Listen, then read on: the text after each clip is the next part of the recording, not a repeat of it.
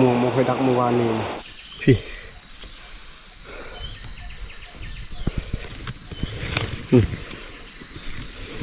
ดกแห้งดิลองเก็บไปกินก่อนนี่ปลาบนเดินได้นะ3 ตัวละครั้งไว้ก็ให้เราเป็นปลาขาวเพิ่นชิเก็บจะตอนนี้เราโดนในปลาเราอันนี้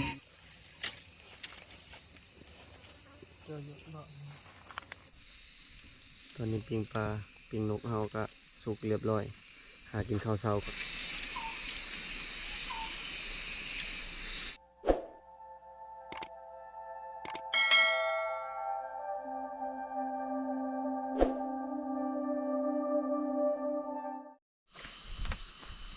สบายดีพี่น้องสบายดีตอนเช้าบรรยากาศตอนเช้าเลยตอนนี้พอทันแจ้งครับวันใดตอนนี้ก็พากันแยกย้ายไปหาอยู่หากินบ่พางก็เป็นละเช้าเมื่อเช้านี้ชวนบ่เดือนกับพวกแหละเพิ่นไปหายามเม็ดยามโมง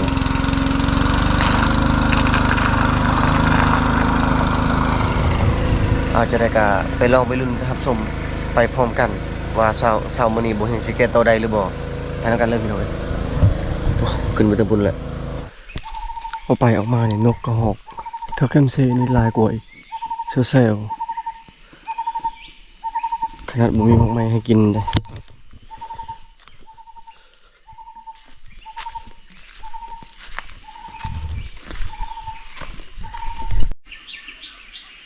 ดงนี้เสียงกระหอกนะสิเป็นกินบางอย่างได้เศร้าๆนี่เมื่อวานนี้คือกันทุกครั้งที่มาได้ยินตลอดเลยดงนี้ดงโบกวงทำไม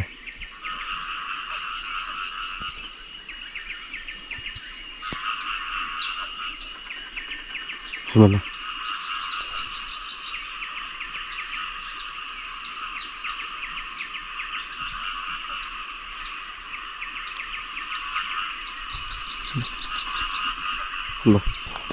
ก็กินบางอย่าง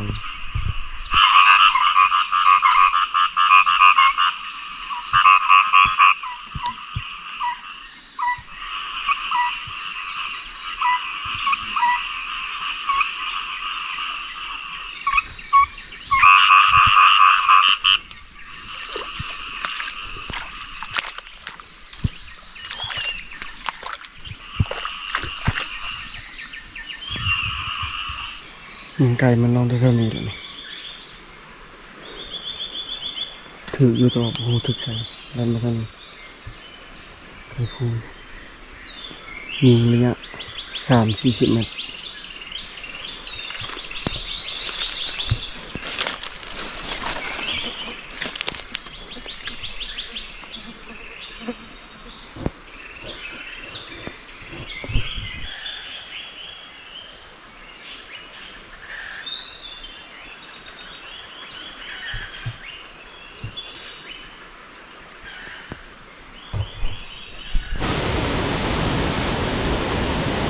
มันหลักใส่หวยเมื่อวานนี้แหละ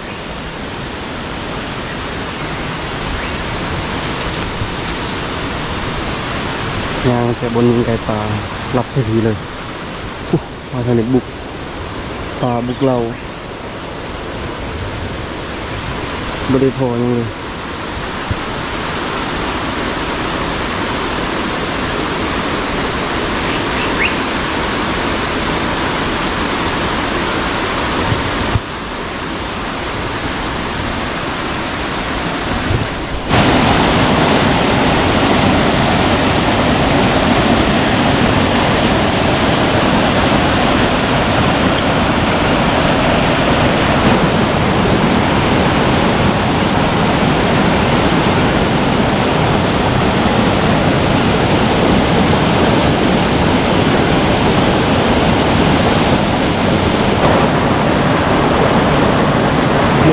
พี่น้อง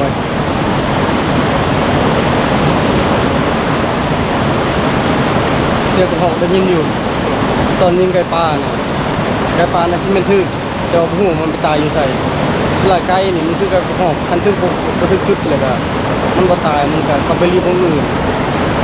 แต่ก็มีก็เสียงกระหอกทั้งเทิงตัวหนึ่งมีเสียงไก่แม่ทั้งลุ่มตัวหนึ่ง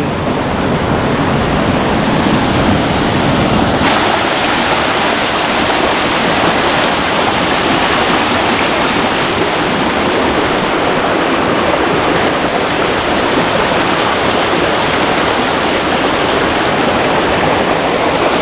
ม่วงเคยดักเมื่อวานนี้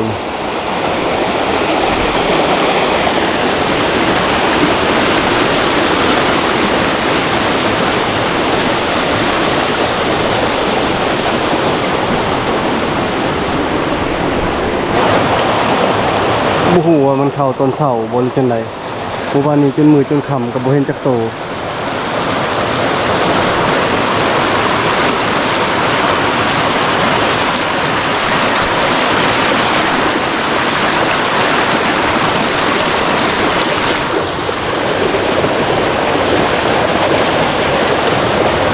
อยู่เทิงตัวยังดกอยู่เลย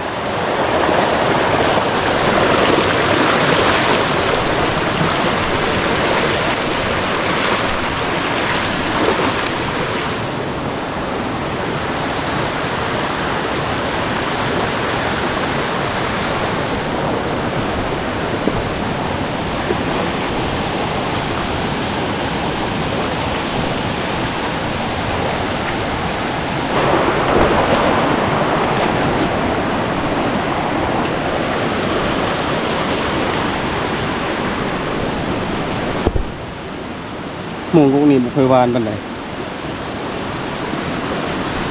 เฮ็ดแฮวไว้เนี่ยดังเดียวเนี่ยก็ลังเดียวเนี่ยทึกเลยผ่าน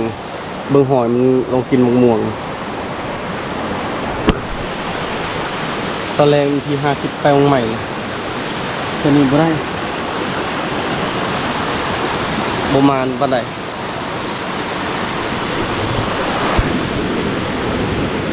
พอผ่านตัวใหม่ตัวเก่าเนี่ย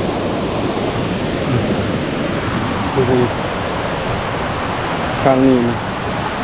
พี่มันเรากินม่วง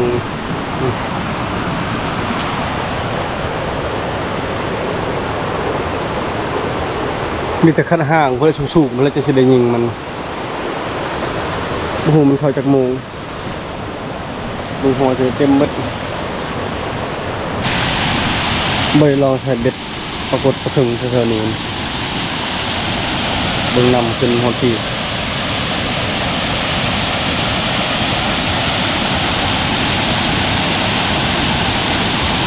จะแสดงบริเวณเราใส่มอง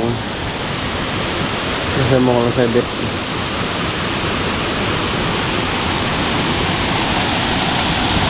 พ่อก็หอกซองโตกินบางอย่างมันเห็นค่อยก่อนมันแลนออกยิ่งตัวหนึ่งบ่ถือ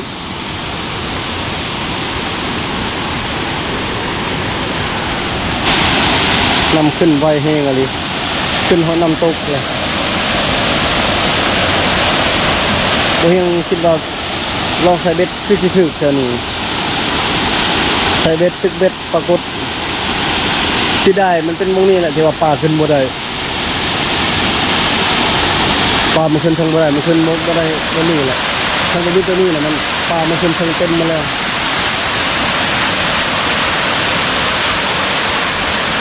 น้ำแดงครับนี่มันเทนะมันเกลือนทางเบิ้งแมลงคำบริเห็นยังที่หาใช้เบ็ดเท่านี้ก่อน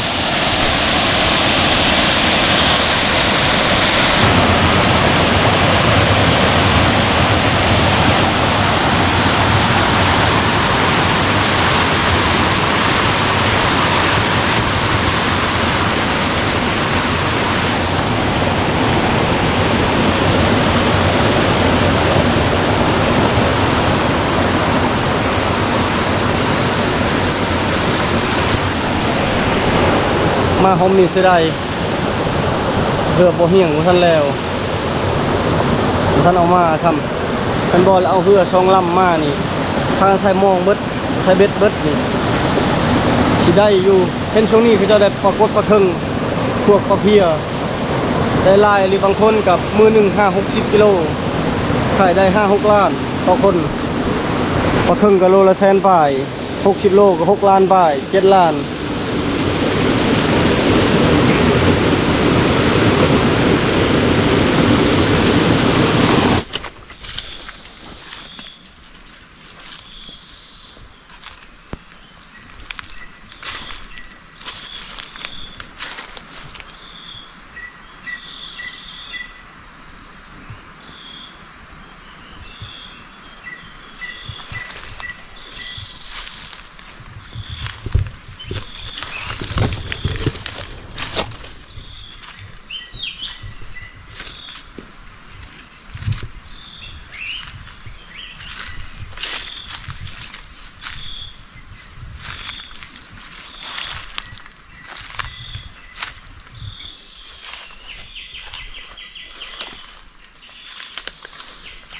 หมากนี้เป็นหมากหนึ่งอีกที่เป็นมากินยามมันสุกเป็นพวงโอ้ที่เขาปลายไม้เพื่อดกแห้งเลย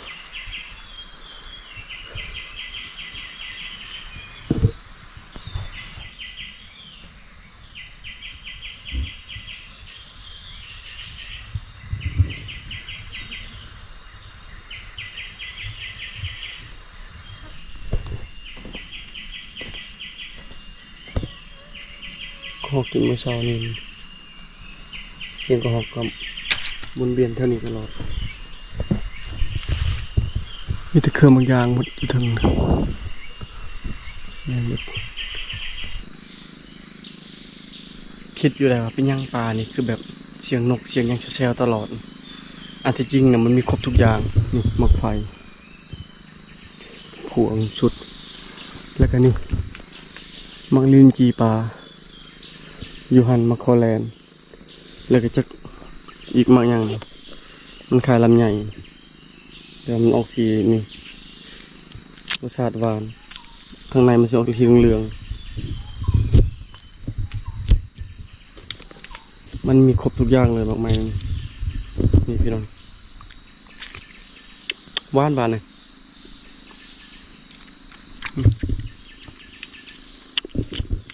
มากมายดงนี่นะหลายชนิดอะไรเลยจากหมักแดนบางยา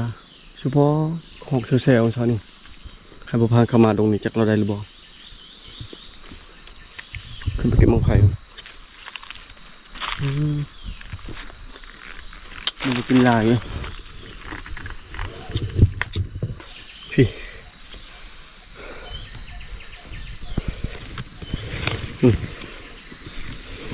ดกแห้งดินลองเก็บไปกินก่อนหวานอยู่เก็บกินอยู่หลุมนะหมดกระลายเลยก็หอกกินอยู่เลยมึงมีแต่หอยก็หอกลงเก็บได้ครึ่งกระเป๋า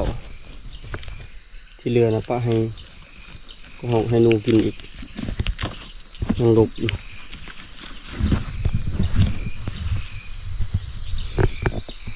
กุกลิงปีปลาเนี่ยเริ่มหล่นมาแล้ว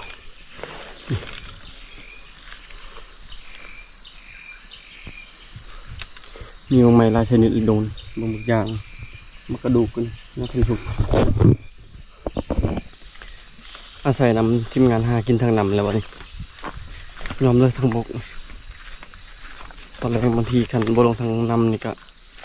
ไปหามุกใหม่เลยแถวนี้หากินยากอะไรครับผมมีบางทางกอกมันกินลายโผล่มันเลือกกินโอ้น้ำจะมันขึ้นเต็มพังครับเลย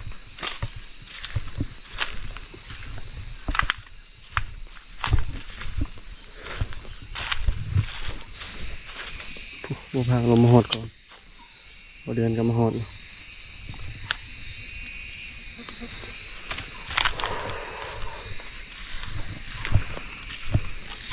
ได้ยังบัวพัง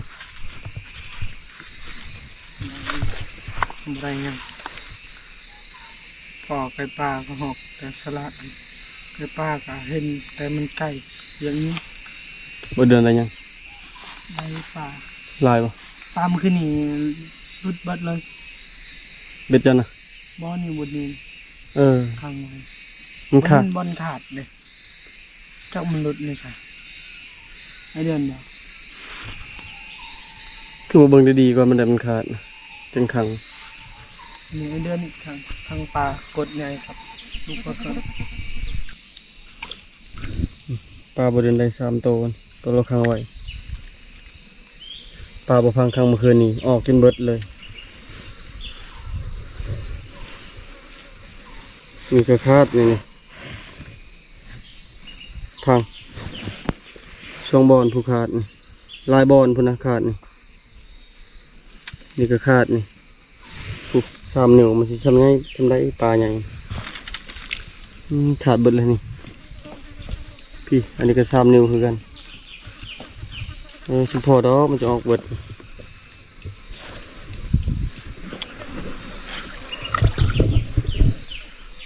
บ่ได้เลยพี่น้องเอ้ยต้องไปมุงใหม่เลยเมื่อยเลาะเมื่อยหาคออยู่ได้พอของ2 โตววังนี้แล้วก็ไก่ปลานี่เป็น10พุ่นแหละวางลงมานี่ไก่ปลาตอนลงมาตอนนั้นลูกยังน้อยๆยังสำนุกปลิวทำนี่บัดมาโฮมนี่ผัดสำนุกเป่าไปแล้วกว่านกเป่าอีกบินออกปลาเดียวป้อเป็น10ผู้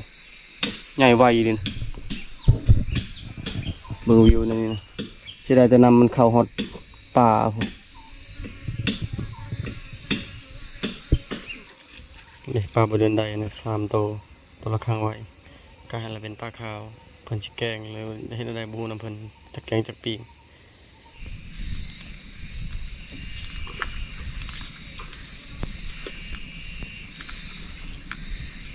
ผู้ใดก็หากินพอปานนั้นพี่น้องบ่มานปานใด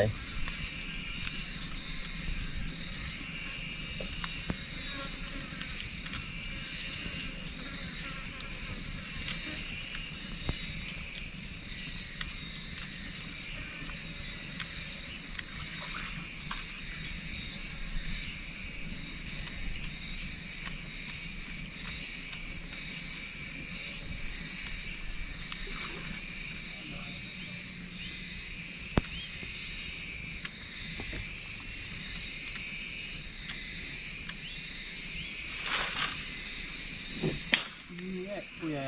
เอาเรือจ๋าไปงั้นเนี่ยเพิ่น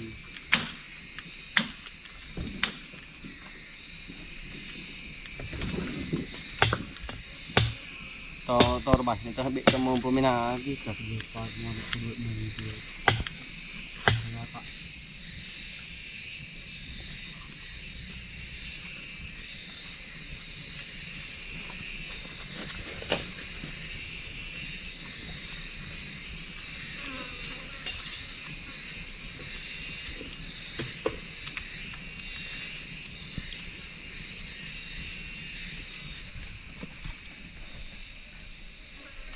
ปีงน้ำบดแกงเนาะแมนปีงปลาเก็บเบิ่งแต่ละคนมาอยากแกงแล้วกินปลาดุช่วงนี้นะกินเกือบทุกมือเลยนะไม่ได้กินแต่ปลาชาวบ้านเขาจะเอาได้ทุกมือเลยได้ปลาคำบริห้าก็ซื้อคำบริซื้อก็ห้าถ้าเราซื้อนะมีแค่คนในเฮือนยังซื้อคันว่าก็บ่ค่อยได้ซื้อ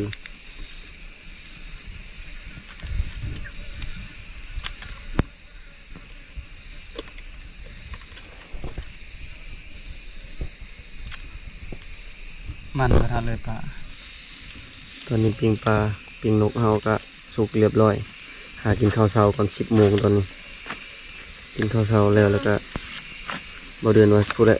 หากินทางไก่พวกมันอยู่ในนี้ประมาณปลาก็ได้บ่หลายคนอื่นจะเอามาขายมีรถได้ไก่ปลามันบินนะจับได้เท่านั้นแหละไก่เมย์ยอมยิงบ่ตายหาไปบ่ทันยิงก็มีบนนั้นก็คักคือกันแต่บนนอนนั่นแห้ง8นะครับเลยแต่ว่ามันค่อนข้างจะแดดแน่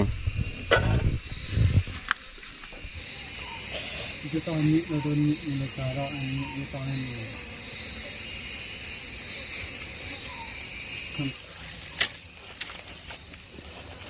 เจอเยอะมาก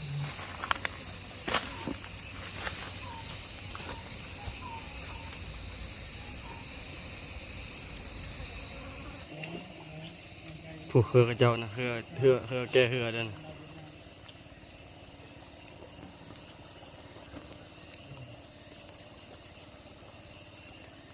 มาเลยพี่น้องกินข้าวเช้าร่วมกันกิน3 คนข้าวร่วมกันกินข้าวปลาปิงกินปลาปิงกินปิงปลาปิงนกแจ่วคือมือพางตำแซ่บบ่แซ่บบ่ฮู้เอามันบ่แซ่บแต่เผ็ดเนาะแจ่วพากันนั่งกินง่ายๆสไตล์คนอยู่ป่า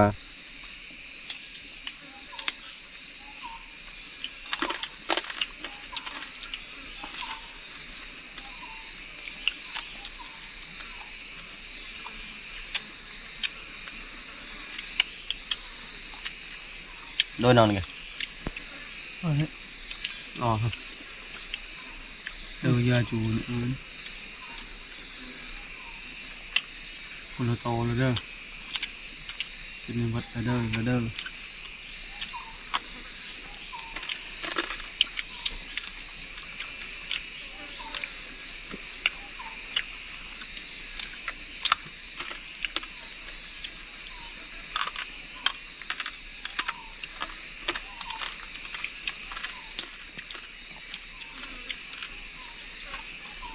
ดังครับแล้วนะ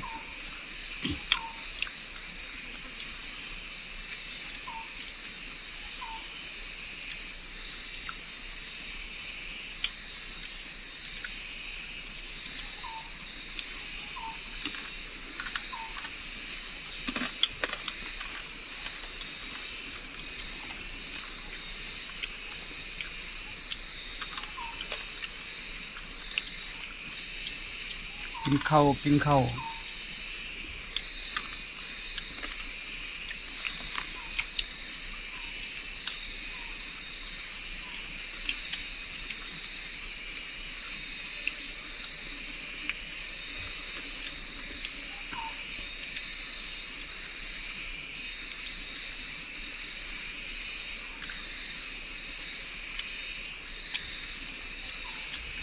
บางนี้หนักตาแมวมันจะมีเงินทำบอกเลยที่จะเกิดมาไม่ทราบเลยเราเลือกบบปนเลยบบเบียร์ต้องบอกเรื่องนี้ตาเลยต้องตาพูดตรงนี้เนี่ยตัวเบลกันก่อนให้ตัวไว้อันbener hangat ya tua bener biat bagi itu kebaca namanya muka หลังกินข้าวเช้าอิ่มเรียบร้อยตอนนี้11 โมงกับ5 นาทีก็สิได้ไปฟูลทางใต้ทางนี้ก็บ่ได้ไปโดนแล้วบ่เฮียงเองกันไปหาจอบอันหอกกินมักม่วงแถวนั้นบ่เดินไปวังก่อนแต่บ่เฮียงบ่ได้ขึ้นไปปีนขึ้นภูสูงบัดนี้ถ้าติดตามอีกว่าสิได้พอยังไงทางพุ่นนะ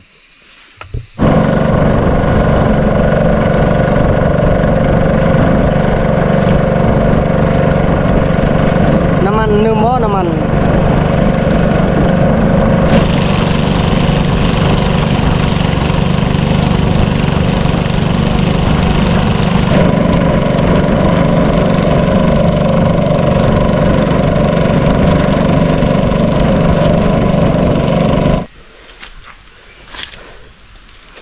ตอนนี้มาฮอดนี้แล้วพูดแหละคันบ่มีหยังแถวลุมนี่ก็สิบินไปทางถึงพุ่นแหละแถวเพียงแถวพุ่นขึ้นนี่แต่ดุนแหละ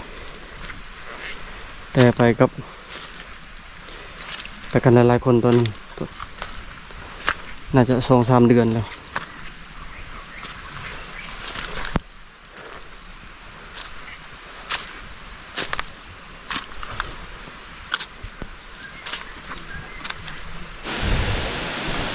เท่านี้กุกงวง 2-3 กุกงูมีมากแล้วบ่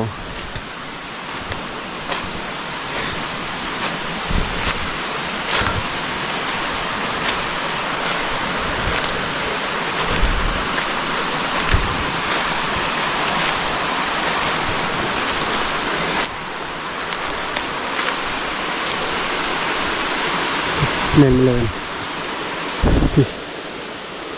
แม่นเลยมีตะกุกม่วง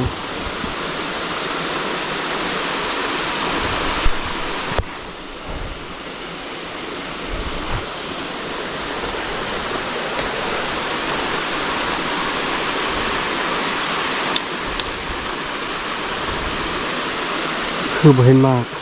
บิดบรรลุจักทางถึงบ่เห็นก็อยู่ลุมเห็นสะอยู่น่าจะมีมากอยู่เลยโอ้เกือบไหลลงเลยทางถึง10 เมตรเลยแต่ทางลุมยังอยู่ไปเบิ่งคักก่อน เท่านี้ก็มีก็ห้องมอคือกัน เคยได้บางรัวกับลายเท่านี้ก็ห้องน้อย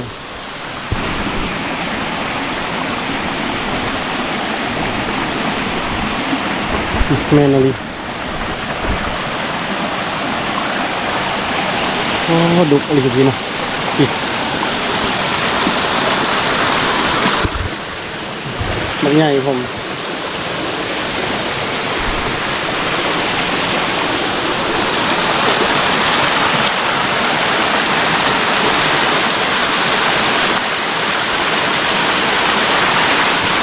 เบอร์มีแนวกินดีบ่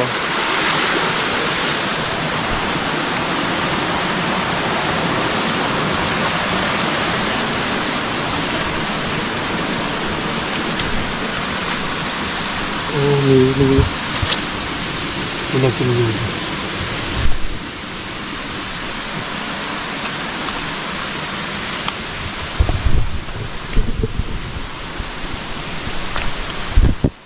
โอ้มีแนวกินอยู่เลย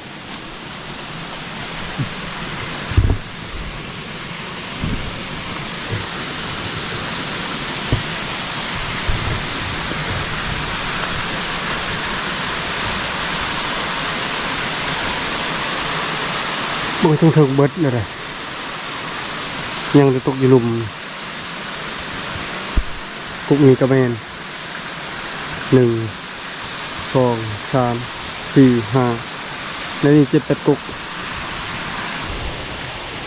ป้าถ้าแดงเป็นไงเลย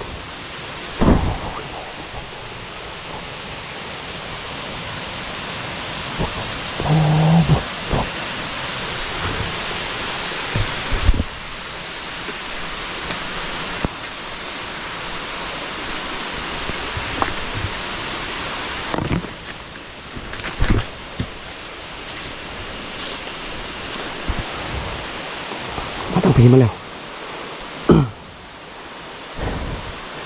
ขาแดงตบปุญญ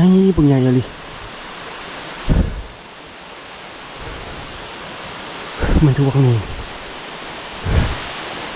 คิดว่าห้องมอ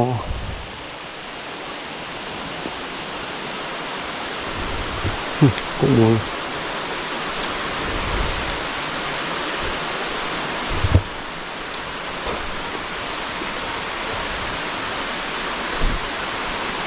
สังเกตอยู่ทางโมเห็นมาก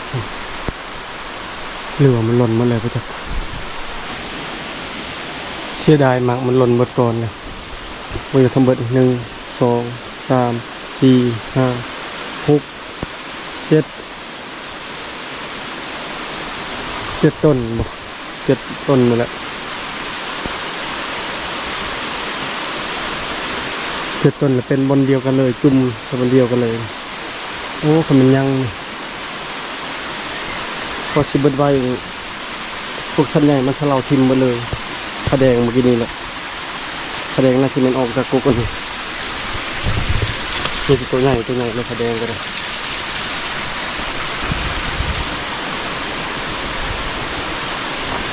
หอกกันยังชิเข่าอยู่ดอกกระหองเบิ่งหังอยู่หุ่นหังหนึ่งอยู่นี่ก็หังซีเมนต์หังอันของหมอเอาไว้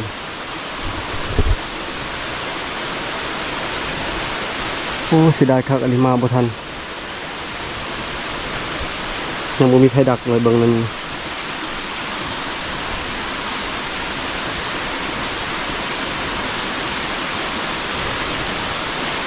ลมแห้งเนี่ยแล้วก็ชั้นใหญ่เบิ่งมันหักงาทิ่มนั่นจักเท่าใดงา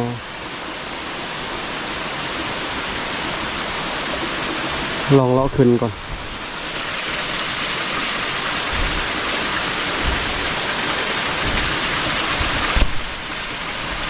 มีลองดู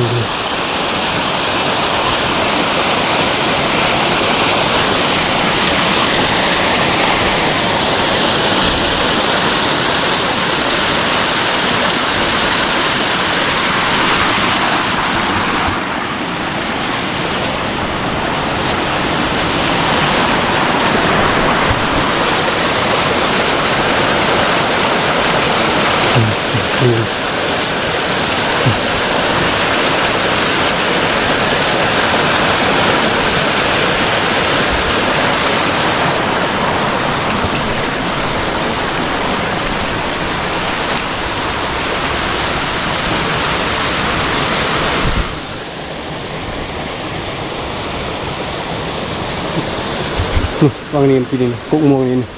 เป็นขาแดงลายโตอยู่คุณบันนี้ขึ้นมาคุณดูต้องเอาแท็กซูมกันไปแล้ว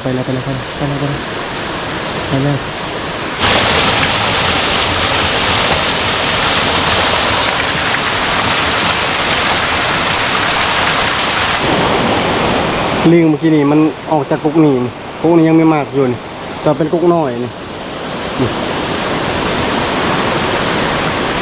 มายังอยู่วานกับวานก็มงไข่โมงนะจักโมงยังเขาเอิญนี่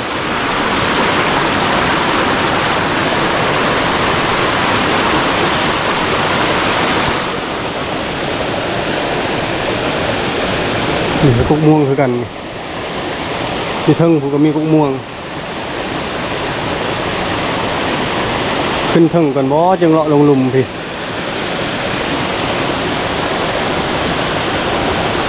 หลักๆกับโฟกัสใช้กับห้องหมอมันนี้นะ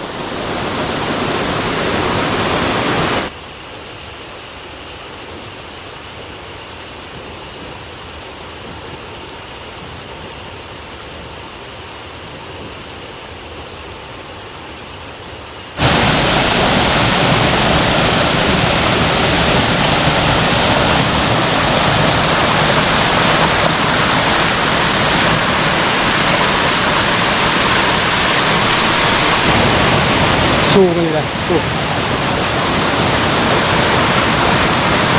แต่ทางเทิงก็ยังมีน้ำตกตาดที่สูงประมาณ30 เมตร30 กว่าเมตรทางเทิงพุ่นบางที่ก็สิเลาะไปทางเทิงพุ่นแหละ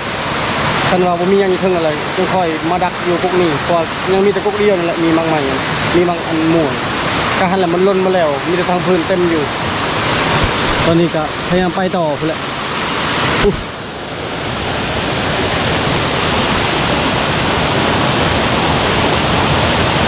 อุดมสมบูรณ์อยู่เพียงไงมีท่าแดงมีลิงเป็นช่องยางแหละตอนนี้นะแล้วก็นกแต่พอท่านได้ยิงยังเลยมีแต่เลาะลงต่อไปพี่น้องเอ๋ยฉลาดพี่นี่กับเพื่อเป็นการเสียเวลากับประหยัดเป็นคลิปยาวเนาะกับฉลาดพี่นี่เขาจบไว้เพียงเท่านี้ก่อนอื่นกับขอบใจผมเลยพี่น้องเบิดทุกคนที่เป็นกำลังแห่งใจแห่งบ่เฮียงถ้าไปติดตามในพี่นาได้พี่น้องเด้อขอบใจหลายๆบาย